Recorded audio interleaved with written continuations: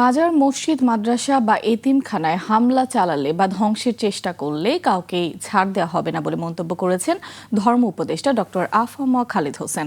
দুপুরে কিশোরগঞ্জের পাগলা মসজিদ পরিদর্শন শেষে সাংবাদিকদের এক প্রশ্নের জবাবে ধর্ম উপদেষ্টা এই কথা বলেন। এ সময় তিনি আরও বলেন, সম্প্রতি দেশের বিভিন্ন স্থানে কিছু মাজারে হামলার ঘটনা ঘটেছে, জানিয়ে আইন শৃঙ্খলা রক্ষাকারী বাহিনীর কাছে বিস্তারিত রিপোর্ট রয়েছে। মাজারে হামলাকারীদের আইনের আওতায় আনা হবে।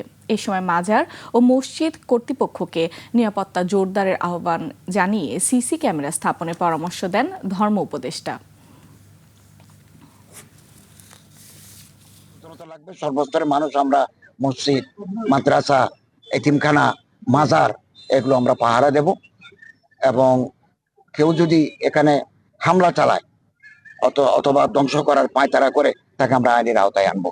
ইতিমধ্যে বেশ কিছুকে আনা হয়েছে এবং স্পেসিফিক মামলা হলেই আইন শৃঙ্খলা রক্ষাকারী বাহিনী, ল এনফোর্সিং এজেন্সি তাদেরকে আইনের আওতায় আনছে।